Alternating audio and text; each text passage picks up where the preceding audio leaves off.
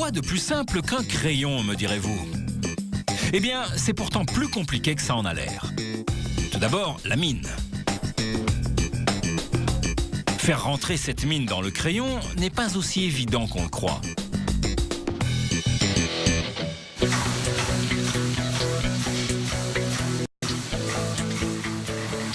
Pour faire rentrer cette mine dans le et un énorme tambour d'acier. Un peu moins d'une demi-tonne de ces pierres sont placées dans le tambour pour y mélanger les ingrédients de la mine. Il y a cette poudre noire appelée graphite et de l'argile sous forme de poudre blanche. Le graphite est un type de carbone qui se trouve être de la même couleur que le plomb, d'où le terme abusif de mine de plomb. L'argile est un agent liant qui solidifie le mélange. Plus on met d'argile, plus le crayon est dur et plus le trait est fin. Ainsi, une mine dure 2H contient plus d'argile qu'une mine 2B plus tendre. Le H indique donc une mine dure et le B une mine tendre. Pour que le mélange soit parfait, le tambour tourne pendant 24 heures et on y ajoute de l'eau au fur et à mesure afin d'en améliorer la consistance. Le résultat est une boue de graphite parfaitement mélangée, onctueuse et liquide, du même aspect que le chocolat fondu.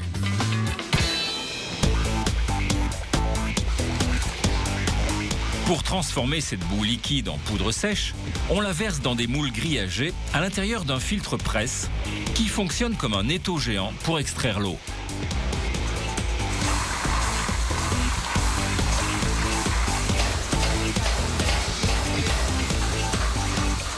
Après 5 heures, des blocs de ce nouveau composé de graphite sont sortis des moules et sèchent pendant 2 jours pour stabiliser le mélange.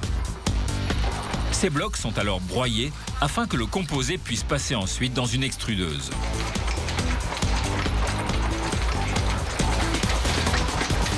On ajoute juste assez d'eau pour que le composé devienne une pâte épaisse.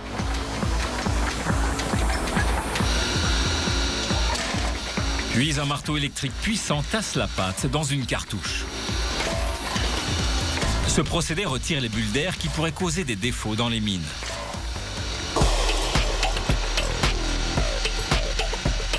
Enfin, le mélange est prêt à être pressé pour devenir la mine du crayon.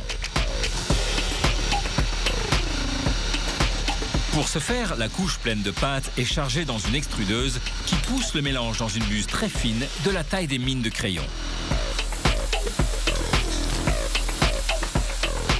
Les mines semblent prêtes à l'emploi, mais ce n'est pas le cas. La moindre pression les briserait immédiatement. Elles ne se raffermissent qu'après avoir été passées dans un four géant sur un lit de gravier résistant à la chaleur.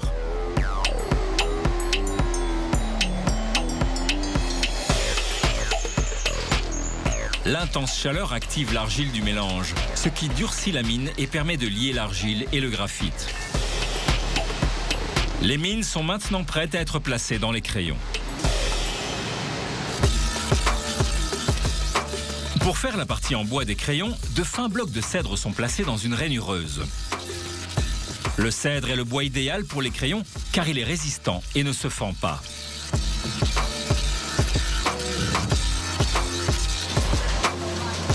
Une lame coupante comme celle-ci tourne à l'intérieur de la machine pour faire 8 sillons dans chaque bloc où seront placées les mines de graphite.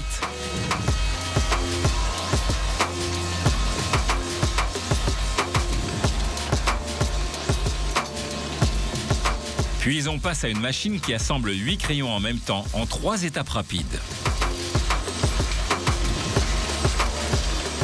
D'abord, un distributeur remplit les 8 rainures sur une même planche avec de la colle. Ça permettra de fixer la mine à l'intérieur du crayon. Au même moment, les mines font la queue dans les lames d'un tambour rotatif. Le tambour dépose une mine dans chaque rainure, créant ainsi la moitié inférieure des 8 crayons. Puis, pour finaliser les crayons, une deuxième planchette de bois à rainure est collée sur la première par une presse, prenant la mine en sandwich. C'est donc par bloc de 8 que les mines sont mises dans les crayons.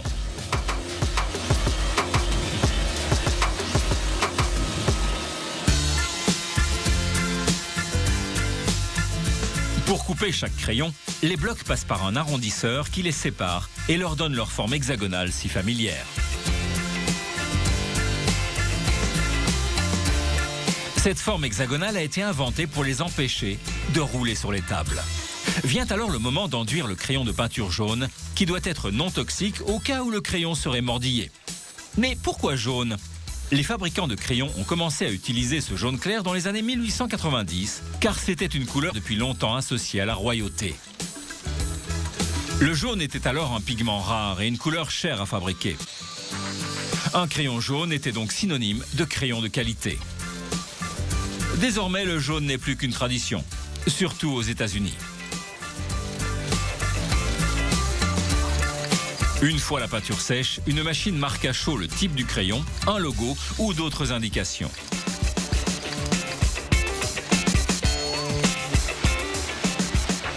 Passons à la gomme.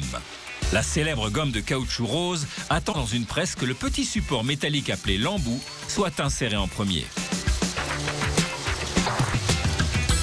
Ensuite, un petit poussoir place la gomme et 2 tiges métalliques fixent l'embout et la gomme. Les crayons terminés sortent de la machine et sont placés dans des boîtes. La dernière étape consistera à tailler la mine à l'aide d'un taille-crayon. En effet, si la mine restait à l'intérieur du crayon, sans jamais effleurer du papier, tout ça ne servirait pas à grand-chose.